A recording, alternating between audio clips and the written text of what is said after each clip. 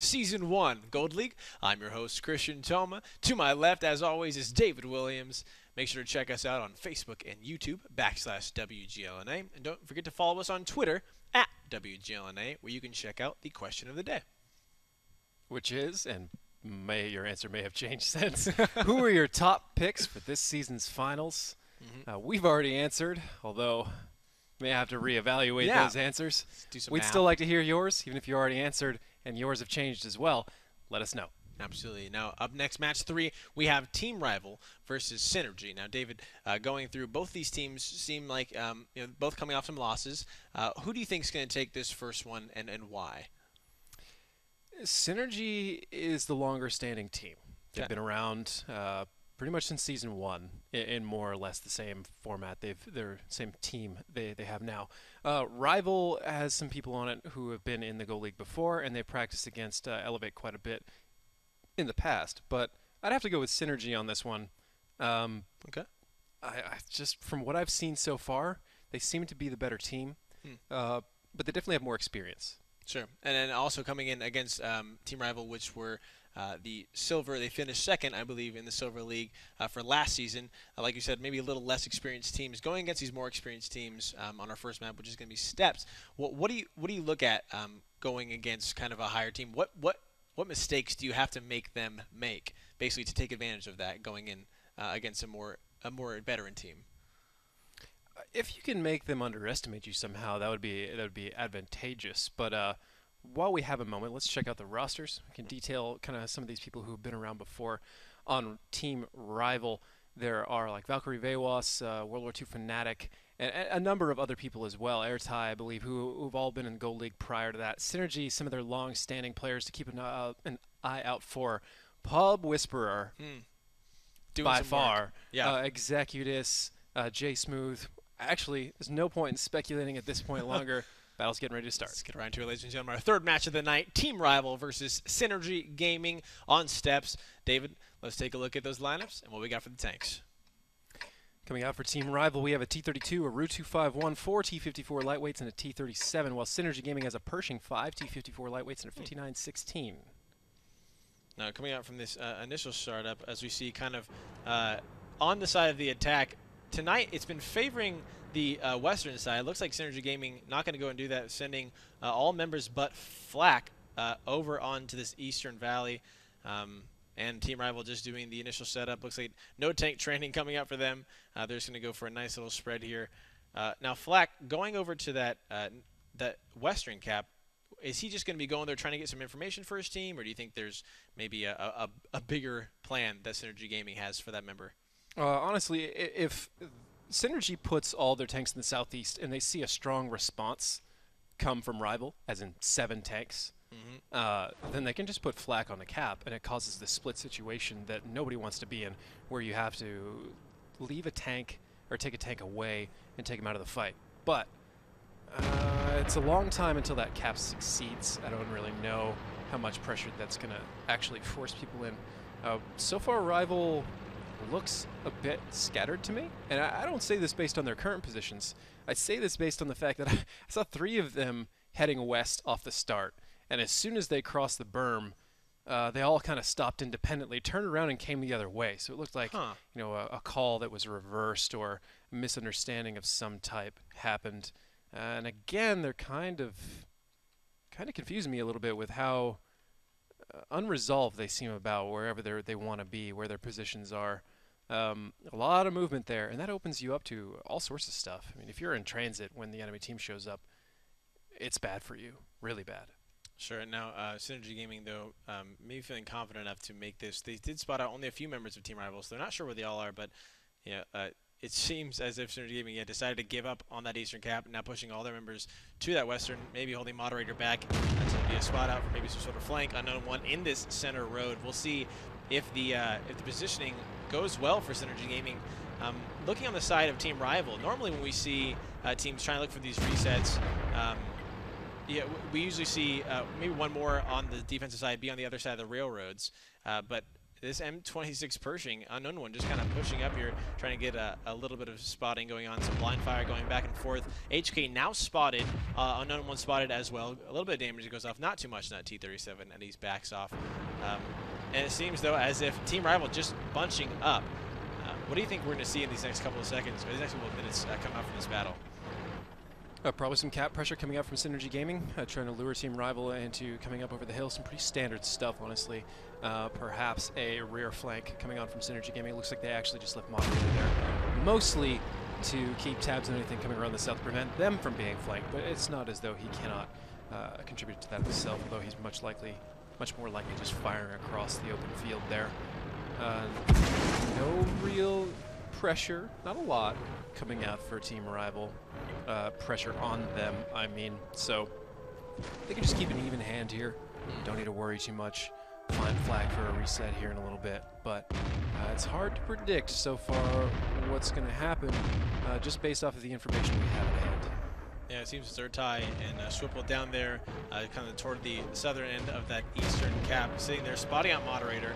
Moderator also spotting him, so a good kind of pressure there for Synrgy Gaming, making sure that they don't get flanked around from the back, as they put a lot of pressure up on this western cap.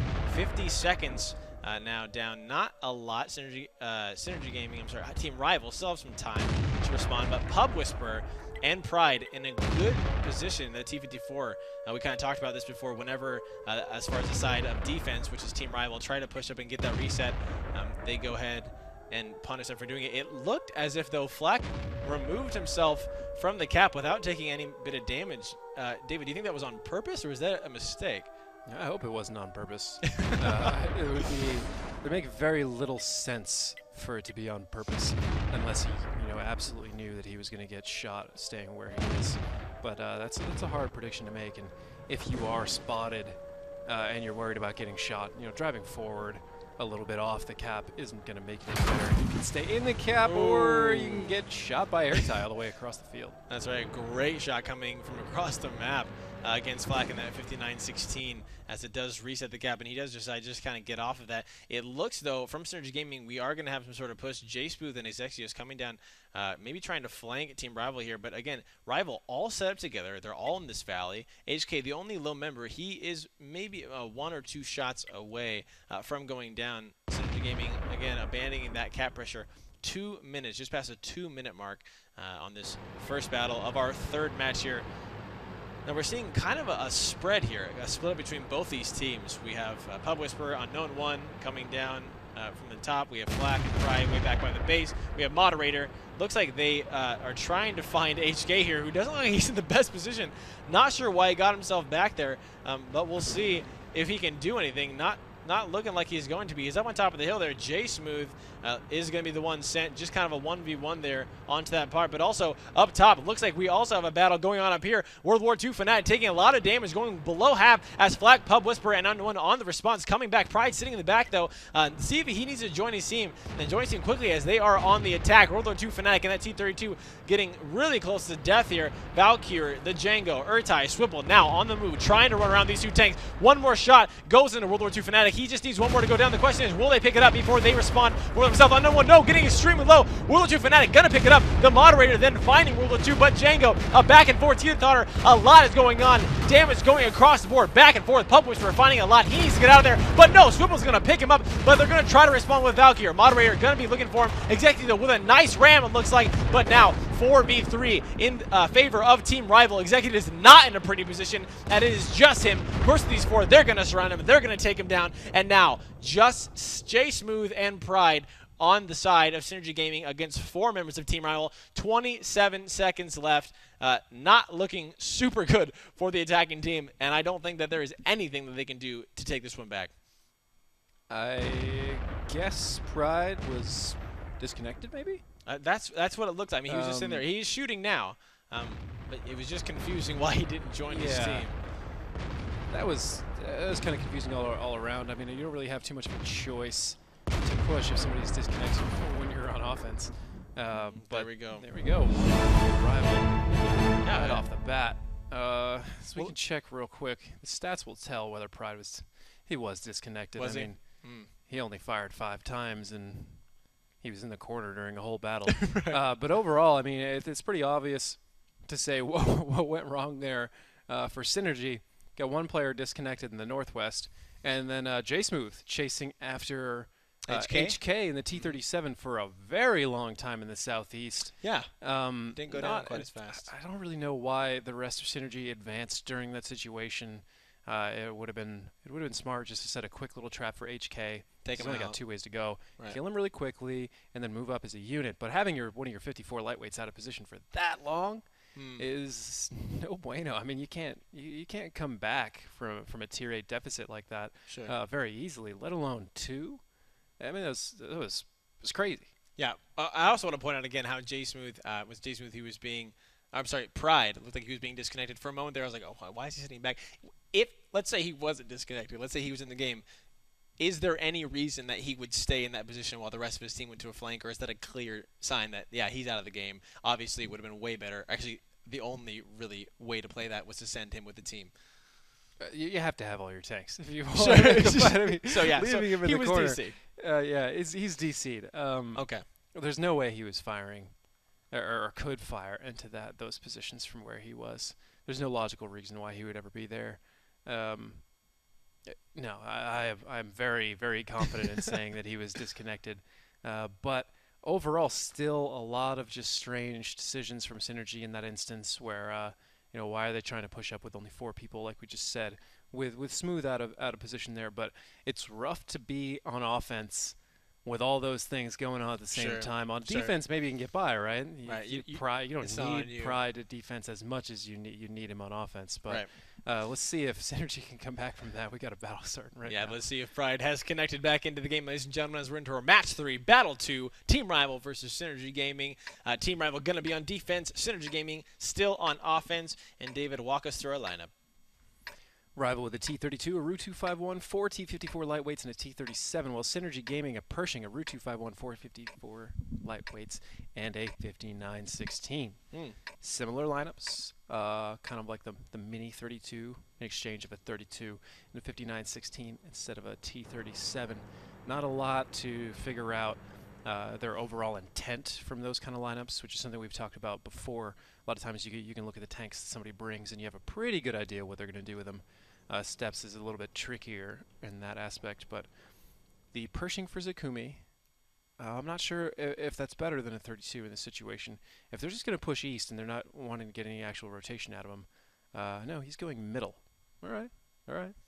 Well, now I want to look at also, it looks like Synrgy Gaming has a very similar setup as the first time, sending Flak by himself over to the top. Zakumi now splitting off. But Team Rival making a little bit of different moves right in the beginning, now kind of responding back, sending everyone to that eastern valley. Does this maybe tell you that Team Rival might have had some of those communication errors kind of wrinkled out, or still looking kind of in the same position as last time?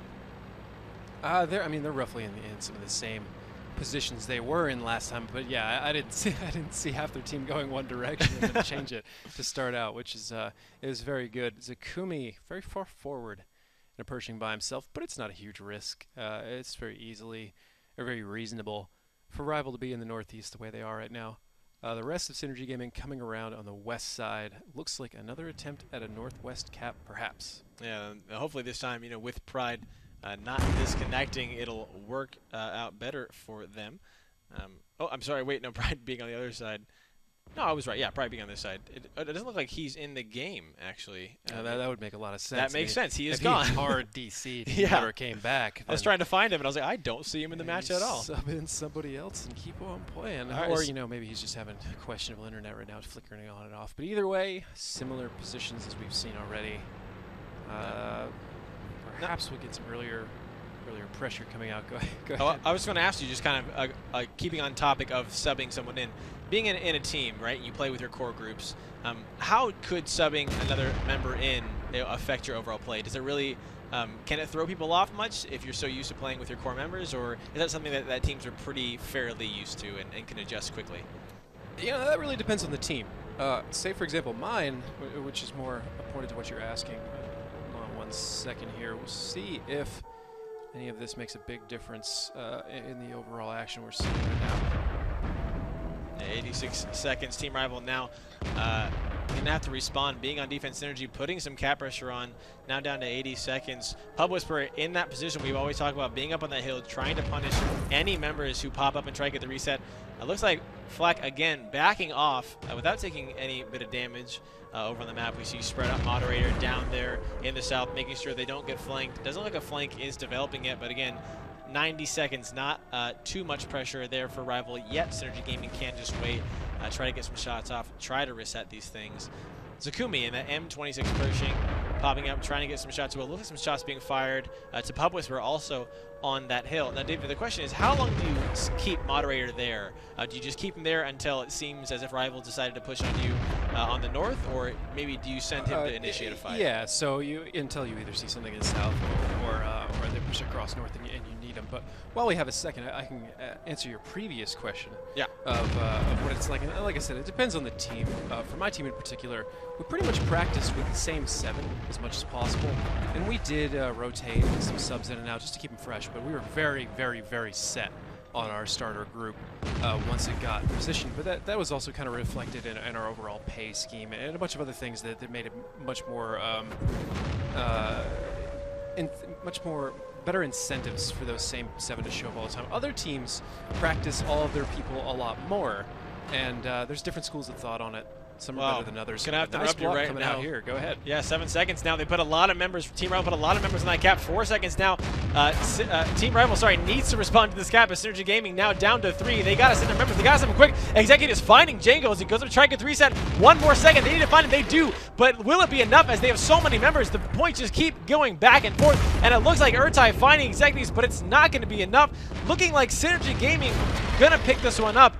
Putting those members on cap, turning the pressure on. A great kind of response there for Synrgy right at the end, just turning it on and really forcing Rival, who couldn't respond in time. That's a crafty little cap pass there. Yeah, man, they put all those members. Yeah, they heard you talking. They're like, oh, David's going to be talking. The team's going to be so distracted. So Flack, I believe it was building up his cap points, and Synrgy just waited until he had built up enough, and then dropped in some shields on him so that all the resets couldn't make them pay for the amount of hit points they're going to lose. Now, if they do this too early, say they do this in the beginning, then you just lose 2 tier 8s. For no reason. And then you lose the match. But doing it the way they did it, buying time or waiting till it was like, 20, 30 seconds, something like that, and then putting the other 2 on cap, well, then it's only 20 seconds. The likelihood that a team is going to push that quickly is fairly low, or that they'd be able to is fairly low. So, as you said, a cheeky fast cap coming out from Synrgy there to tie everything up. Smart. Yeah. I mean, smart for the situation, absolutely. I'm interested to see if anybody brings any other, overall strategies aside from, kind of a standard cap that's going on there. Or if that's what these teams are most comfortable with. We'll see what Rival's most comfortable with and what Synrgy wants to do on defense. Sure. Steps is in the map where we really see a whole lot of variance in defense. Right? You pretty much do the same thing. You just stay in the corner, wait for someone to do something. Which it kind of makes me scratch my head as to why it seems to be... It's not being picked. So it's remaining as one of the maps that's not being banned. So I guess people just aren't super concerned with it. But I'm seeing it played a lot, and I personally probably wouldn't want to play it. I'd have to go through the map pool and see which maps I want to play less. Sure. But but overall, I mean, it's a very, very easy defense, and I would try and stay away from that kind of situation where anything is given to either side. But the battle is starting right now. That's right. Steps, this is the battle that we got. This is the map that we're playing on, ladies and gentlemen. Our third battle, Rival versus Synrgy Gaming. Let's see if they can take it. We have Synrgy now on defense, Rival coming from the offensive side, and David's going to walk us through what we got for our tanks. Rival on offense with the Wk2 5 T54 lightweights and a T37. Synrgy with 2 T32s, a Pershing, a Wk2 2 T54 lightweights, and a T37. So they're not only, they being Synrgy, they're not only running the standard kind of defense from there, they're doubling down on it, maybe even tripling down on it with so many hull-down tanks. But as we've seen in the past, there are diminishing returns to the number of 32s you bring here. It's all going to depend on their positions and how well Rival does in countering them out in particular, moving into the northwest. So again, very likely we'll see a a fast cap kind of situation. Maybe not a fast cap, but a long cap, trying to make people pay for it. So far, nobody has really done that A6 hard push lately. Where Flack is right now, you could probably send somebody out there, pick him off with a 54 or something along those lines, and then pull back like you're not going to go there. Sure. Do a little bit of flexing, because those T32s are rather slow. The Pershing's not exactly as fast as a T54 lightweight either. Okay. So in this situation, Rival is most interested in causing some sort of flex coming out of Synrgy Gaming. Oh, looks like we have a DC here. Yeah, we have a disconnect. So connection issues. Coming out strong. All over. Connection not strong enough. And was it Pride again? No, Pride was not even in the battle. So he looks like he's still out. Whoa. Yeah, it looks like World War II Fanatic. So both sides now experiencing DC some problems. Disconnection problems. Coincidence? So we were talking about a minute ago. I was talking about map selection or map bans. Yeah. And I personally would want to stay away from anything that's a given. You know, like in the past, some teams would pick a map because, as they said, they were guaranteed their 2 defensive wins. Huh. And I don't know if I really believe in that philosophy, because if you're guaranteed your 2 defensive wins, then your opponent is very likely guaranteed your 2 defensive wins, or their 2 defensive wins, unless you just have so much confidence that you can break their defense and they can't break yours. So I would rather go for a situation where offense has the advantage and then spend a lot of time studying the offensive options and try and figure out how to read what the offense is going to do, where to put a scout to get that early intel, that kind of thing, so that we can so that we could hold on defense, even though it's not in your favor, and then offense is much more likely to win, because I find it a lot harder to assault a defense than it is like a proper defense where they're set up and they don't really have to go anywhere, like steps. Sure. Than it is on a map like Himmelsdorf, where you have options, or what's a better one overall? Ruinberg's kind of defensive. Ghost Town? You can just assault on Ghost Town fairly easy in the north. Doing actually what we saw Synrgy do before. Putting some 32s up there, forcing the enemy team to come to you. Yeah, that's more what I would like to do, because I know I would spend a lot of time getting meta about how to shut that down. Like, okay, so if they go in the north, what roads do we need to come in? Where do we need to wait so we can get there quickly before it caps out? Sure. So that we take advantage of the trap they're trying to set. But that's my personal philosophy. Yeah. Obviously, everybody plays it differently. Sure. And for some reason, this whole rant even started because. I'm just wondering why Steps is being played so much when it's so obviously biased towards defense. Okay, probably the most biased out of them all. Sorry, go ahead. No, that's fine. I was just wondering, also going into a side, do we ever find, or an experience of these tankers going against teams? Is there a team that's like, oh, this is our map, like this is our map, we win both sides, or is it not as common? No, that's fairly common. Like I've said a number of times already. Mines was that map for us a long time ago. We had a couple of them. Long before that Ensk map that's no longer in the rotation of the Pro League, but looks like here we go. Everybody is back and connected. Yeah, Christian, why don't you introduce us? Yeah, let's see if the DC is going to be avoided for this next match, ladies and gentlemen. We're into it. Team Rival versus Synrgy Gaming on Steps. David, what do we got for our tanks? Well, as required by the rules, if I remember correctly, the lineups are the same, but I'll read them for you again because I know you love hearing them. Ru251, 5 T54 lightweights, T37. Synrgy with 2 T32s. A Pershing Ru251, 2 T54 lightweights, and a T37. Now, what would be very interesting is if both teams go, well, more accurately, if Rival goes in the same place, because we know Synrgy isn't going to go anywhere new, given the fact that they're in the northeast here. This whole thing, as we've been watching Steps today, makes me kind of think back to the qualifiers, and I believe it was Game Over.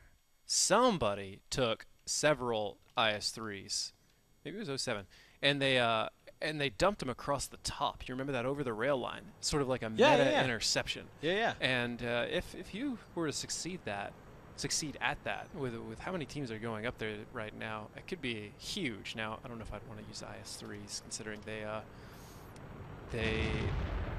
don't flex very fast. If the other team goes into the east, you're pretty pretty much which we have seen as just well. out of luck. But as we see, both teams set up in a relatively standard position. Mm-hmm. Swipple supporting Valkyrie Weos, where he goes into position as Route 251, then rotating elsewhere. Not much happening for another minute, probably, I would guess. Yeah, very kind of solid game.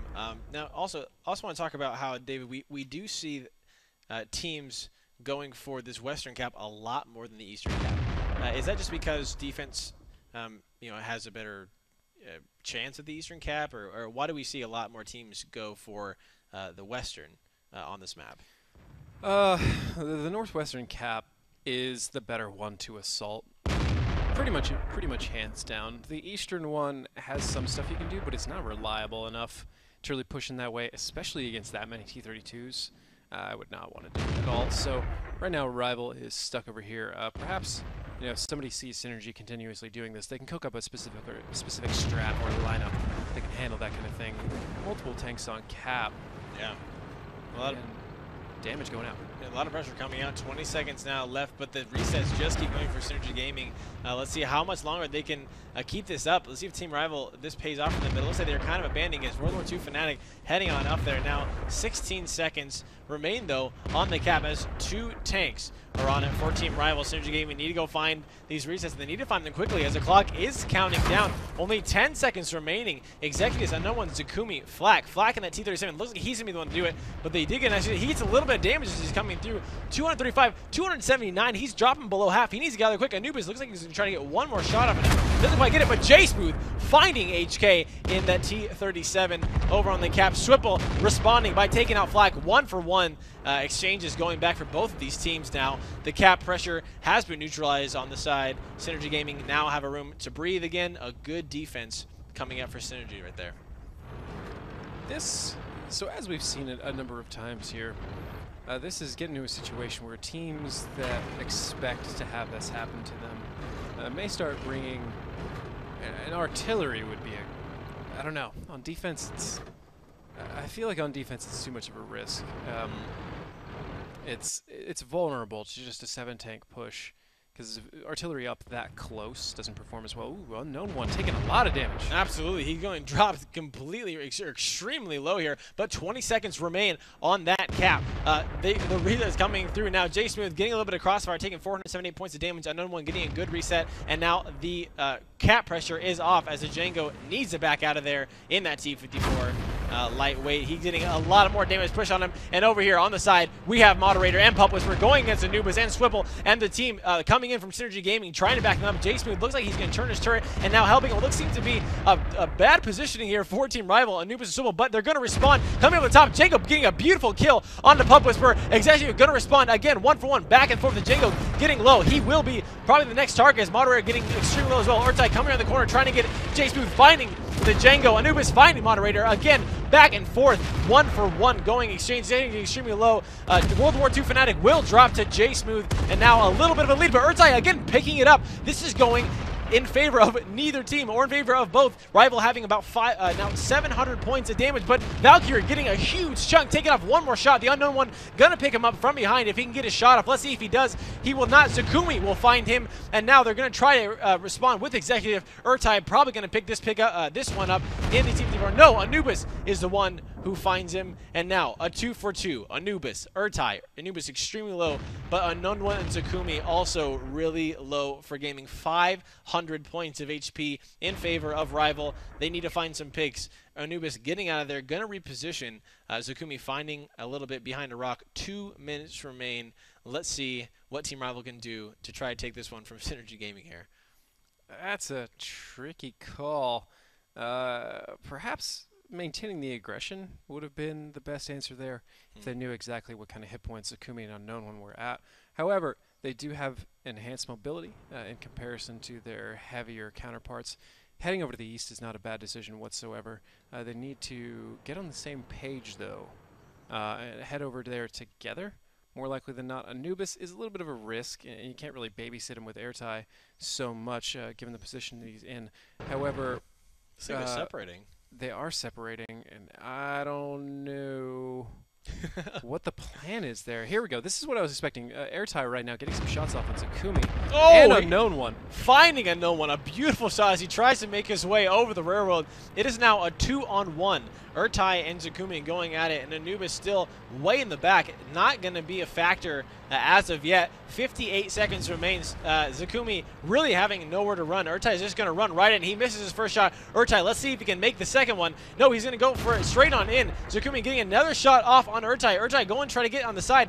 Wondering why there's the first shot coming out. Now they're just circling each other. Zakumi missing his shot. Airtie now on the reload. He will have his one up first. Let's see if he gets it. But Anubis from across the map picks it up. A beautiful victory claim for Team Rival there, getting down to really the last seconds of the battle. David, walk me through kind of what happened there toward the middle when we saw the cap pressure not quite working when that brawl happened right on the middle road, I believe it was.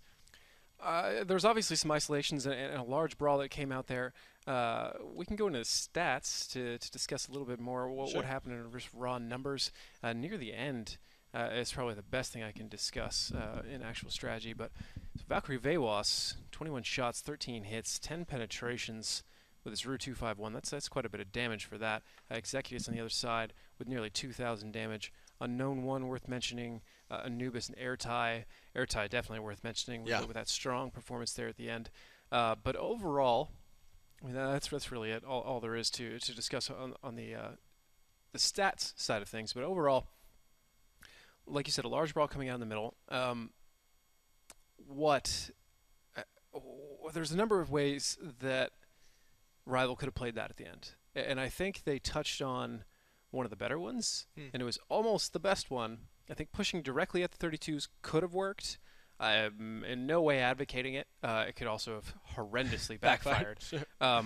But probably the best measured response is noticing that both of them are where they are in the north. They can't very easily get east. So taking both your 54s east, trying to cut them off like Airtie was doing, so you can shoot them along the way, but also having Anubis stay back to kind of support that situation and pulling them back and forth. I think they were splitting to try and make sure they could shoot him from two angles at all times. Gotcha. And that is kind of what a lot of people do in light tanks. But in that situation, it's a huge risk, because if Anubis had gone down from somebody being in a position they shouldn't have been, anything along those lines, it's very, very crazy. All right, well, ladies and gentlemen, let's see. We're going to be into our fourth battle here. It's Team Rival versus Synrgy Gaming. Let's see if Team Rival can have a nice 3-1 victory coming into our second map, or if Synrgy can tie it up 2-2 before we move on. David, what do we got for tanks? With Team Rival, we have an RU-251, 5 T-54 lightweights, and an M44. See if he can live up to the almighty Ox Mathis. Synrgy in a T-32, a Pershing Ru-251, 3 T-54 lightweights, and a T-37. Now, going in again, bringing Artie on this, you kind of touched on this, saying maybe you said on defense it might not work out, but seeing this Artie on the offense, I see a lot more on defense. It looks like everyone's going to go ahead and, again, push for this Western cap. But look at this. Moderator, Executives, and J-Smooth and these T-54 lightweights doing a lot more decisive push on the railroads. Perhaps maybe thinking that Team Rival is going to do the same thing, sending Zakumi and the Unknown One toward this, kind of toward the Western cap as well, and only Flack staying back to watch for the flank. Let's see if this works out for them. Synrgy look like they're ready for Team Rival and what they're about to bring. All depends on how hard Swipple goes over this rail line. Wisely backing off after getting some spots. That could have gone real bad. Yeah, I mean, awesome reaction time, not just flying over the top, where he would have been probably most definitely lit up by these 3 tanks on the side of Synrgy Gaming.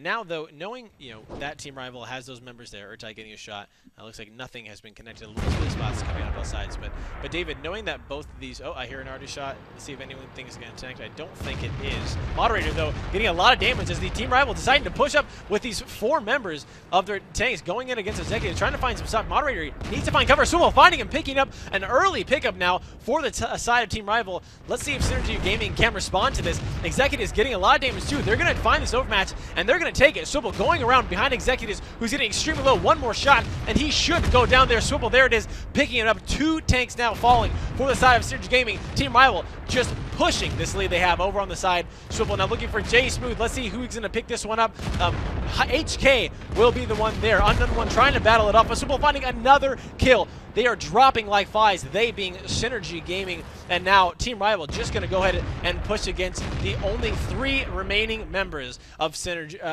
Synrgy Gaming, Team Rival. Unknown one finding Anubis in that T-54, but now Urtai and the Django and Swivel look like they're going to be helping him. Publisper one more shot away. HK finding it. Flak now going to be by himself as these as everyone else just kind of sort of surrounds. Unknown one staying alive for maybe a little bit longer, but looks like 4 members going in on there. Flak taking a good bit of crossfire as Valkyr and HK coming in to finish him off. Let's see if Flak can take down someone before he goes down. No, Valkyr will pick it up. WGLNA Fnatic will find Unknown one quickly after, and that is a 3rd victory. Team Rival versus Synrgy.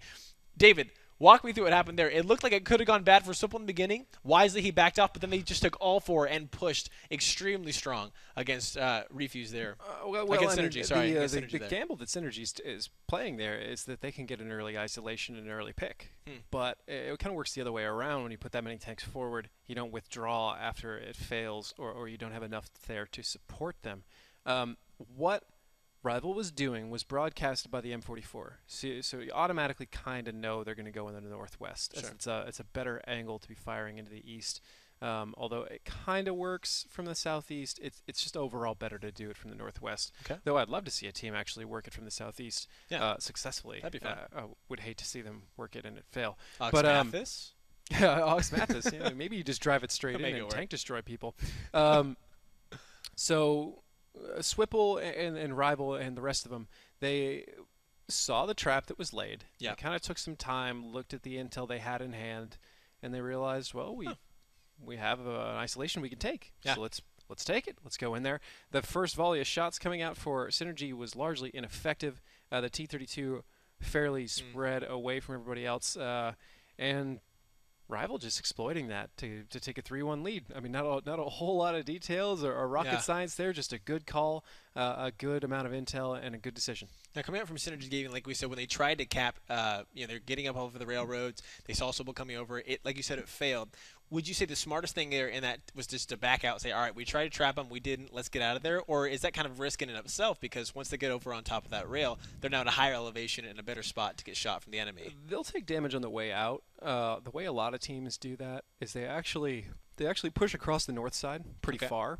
And then when the person comes up and over, you either get the shots on him and you can track him right then and there from a very close distance, or you peek over yourself on the other side and then see if he's alone or not. And if he's not, then if you see an isolation, you can take it. There are ways you can push back over. If he is, well, then you just push over and kill him and get to the east as quickly as possible. You leave like 2 tanks there to clean him up, and you send everybody else over to the east because you don't want to get a split cap out of that situation. But you definitely don't. Well, whether we all knew it ahead of time or not, you don't want to do what Synrgy just did, because there's a nasty response coming out from the offensive side there. Battle is getting ready to go, and I believe we're on Lakeville. Absolutely, ladies and gentlemen. Battle number 5 against Rival versus Synrgy Gaming on Lakeville. Let's see if Synrgy Gaming can shake the tilt and try to claw the way back, or if Rival will continue this victory. 3-1 is the current score. David, what do we got for tanks? Team Rival with an AMX 1390, a RU-251, 3 T-54 lightweights, and 2 LTTBs. I like to see that. I'm not sure about on this map, but it could work. It could work. Synrgy with 2 5100s, 2 IS-3s, 2 T-54 lightweights, and an AMX 12T. Not bad for a defense. However, if they get pulled over into the west, they're going to be slow getting there, and those 5100s are no good in the 3-4 line at all. Just not enough depression, not enough cover. Sketchy, if you ask me. Wow, we'll hear Flak getting caught out almost immediately in that AMX 12T, trying to maybe get some spots on the enemy team. Valkyr gonna pick him up from across the leg. A great start for Team Rival here on Lakeview, and some more damage going across as J-Smooth trying to make his way through. Beautiful shots, just trailing the AMX 5100, who's still on the reload. Finally gets those shots ready to go, but getting below half. Zakumi also taking shots, and an IS-3 going through. Team Rival absolutely punishing Synrgy Gaming in this first couple of seconds of this map. David, kind of walk me through why, in that moment, did Flak get caught out there, and what was he attempting to do? ridiculous spotting coming out from either Valkyrie Vewas or the Django, or perhaps both. Now, to do any of this, somebody or multiple people have to have binos on their tank. Valkyrie does this in LTTB. Great decision there. The Django might have him as well, and he does on his Route 251. There you go. This is what I was discussing when we were talking about Lakeville before. I was like, what happened to those early spots and sniping on people as they crossed or moved anywhere? And that is it right there. They figured out how to do it with the binoculars. This is looking like a completely different team than the team that played #RU on this map before, if you ask me. A lot more put together. They put in the practice. There you go. whether in spite of us or for their own good, I do not care. It is looking good. A lot of ridiculously great early damage on J Smooth. That's incredible. Oh, I'm so glad you pointed that out. I forgot that Team Rival just on this map, last week was it just looking so just disconjointed, as they didn't have a clear path. Everyone was just games were going long, but yeah, clearly they've done some practice. They've put in what it takes to really make this map. There's again a great early pickoff. Valkyrie taking a little bit of damage to that LTTB in the center, getting just below half, it looks like, and we're gonna see now a good push for members, it looks like, from Team Rival on the other side of this mountain, as we have the two LTTBs holding the center line and the Django still over there on the eastern side, just sitting right by the docks. Zakumi getting some shots off, nothing connecting yet. We have now Moderator getting a shot, firing, not finding anyone, and it seems as if Team Rival now kind of backing up. They had that decision to push, and now looks like they're wrapping back around. David, what do you think is going on there? This is pretty smart. They know that they're outmatched, just tank on tank, if they try and push down the 1-2, and they are, even though they have such a huge HP lead. It's not good for them to try and push down that line when everybody's waiting. However, they do have a lot of light tanks and a lot of rotation power, so they're going to come around the east side. Now that the T-37 the AMX-12T is down for Synrgy, they can actually get in there without being spotted so much. Unknown One is pretty much the only one who can reliably shoot them as close as they are to that. So all they have to do is cause another situation where Synrgy has to cross the south while Valkyrie and HK do a ton of damage to them, or otherwise just kind of stack up on cap with some protection and initiate a cap fast. But either way, coming to the east is the right call to make, if you ask me. And J-Smooth at least will be very easy to hit. Those 5100s don't do a great job in the 3-4, like I said before. They don't have a lot of depression, and their turret is not very strong, so anywhere they can fire from, they can likely be hit back. And J-Smooth does not have a lot of room, a lot of wiggle room to get away with that here. If he drops, it gets real bad for Synrgy Gaming after that. All right, well, here we go. The cap coming on. Looks like they're putting two members down to 48 seconds. Just starting out. The Unknown One knows what's going on. He's in a position, though, where we have these two LTTBs on the center line. If he backs out, he's going to get lit up from them. Let's see how Synrgy Gaming responds to this, because they're going to need to do a quick look at HK moving down the LTB, trying to get a different angle on the Unknown One. It looks like he might be lining a shot up. Let's see if he can get it. Nothing coming out through, but the clock is now down to 30 seconds. Like we were talking about, Unknown One, the only person who can fire effectively, and he's not making use of it because Team Rival is doing such a great job. Here's the response. Synrgy moving in onto HK and Valkyrie in the middle in the T-54. Executus and Moderator trying to find some kills. Let's watch the damage explode, but no one getting a good amount of damage on that IS-3 as well, coming from Swipple and Anubis in those T-54 lightweights. Down to 6 seconds now remaining on the cap. Synrgy Gaming needs to do something. They need to do it fast, but it's not looking good as Valkyrie finds Unknown One. Really the only person who could have contested those cap points. Down to 1 more second. Let's see. Executus just dies out of nowhere. Not quite sure where, but it looks like the cap has come out, and Team Rival, a fantastic and decisive victory here on Lakeville, taking the lead 4-1 against Synrgy Gaming as the shots keep going in. There it is, ladies and gentlemen. 4-1 victory. Rival, David, looking like they know what to do on this map, and they're playing it beautifully. Yeah, those LTTBs pushing down the middle near the end.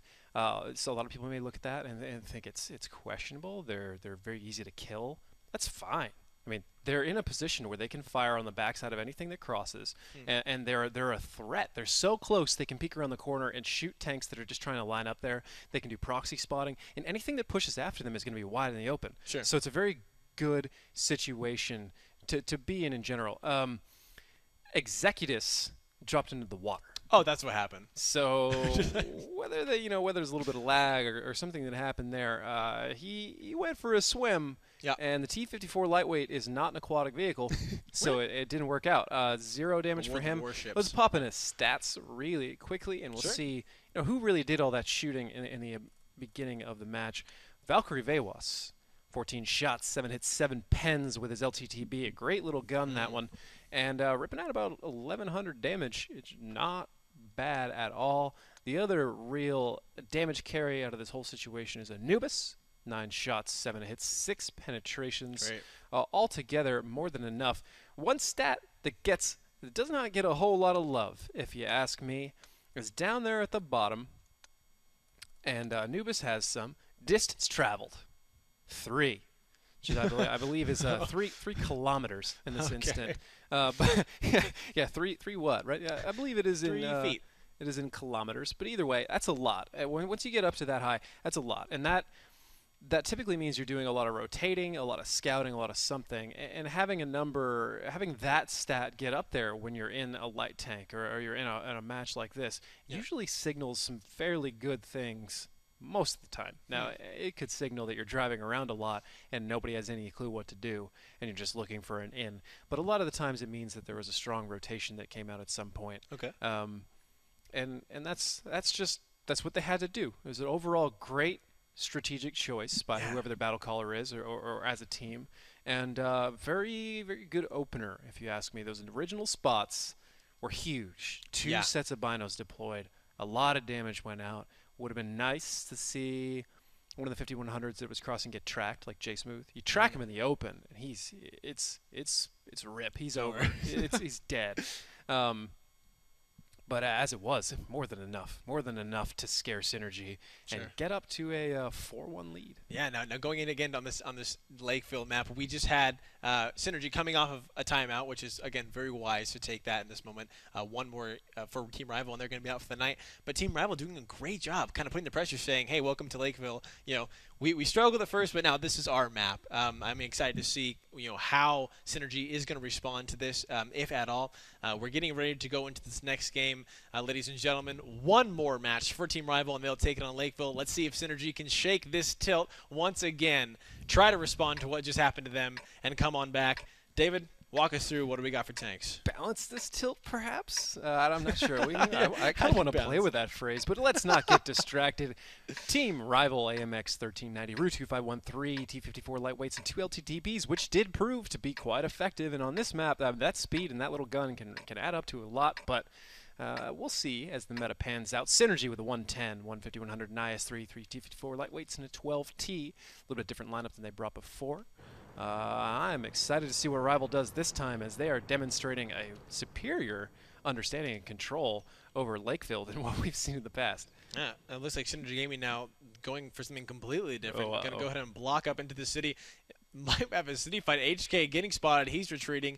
Extremely smart on his behalf, as he would have been absolutely lit up there. But look at this aggressive play for Synrgy, pushing at the tank, going to the city. How is Team Rival going to respond to this push right here? They're going to run all the way over to the west, pour right down the 1-2 with their superior speed, and they're going to put on a cap as quickly as possible.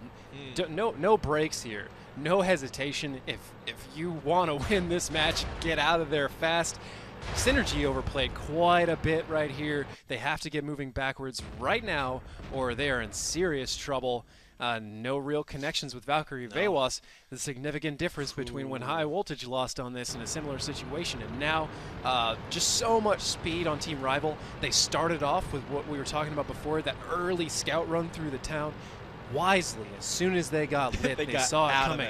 They got out of there. I for a second I said, "Uh-oh," because I was like, "Oh no, are they doing the same thing?" And they got cursed by Nagatron again. The Nagatron curse. Please no. I'm sorry, guys. I didn't mean for that to happen. But no, as it is, they're pouring down the 1-2, getting into cap. Flak is the only thing to protect them. Christian, why don't you take it away? This match could be over soon. Oh, absolutely. Here they go, pouring into Flak, who's taking almost half his health. He gets absolutely destroyed, wiped out from existence almost immediately as the entire team, 5 members, from Rival coming through. They're getting on that cap. Like you said, they're going to put it on fast. The 3 members. The cap is now dropping down to 28 seconds.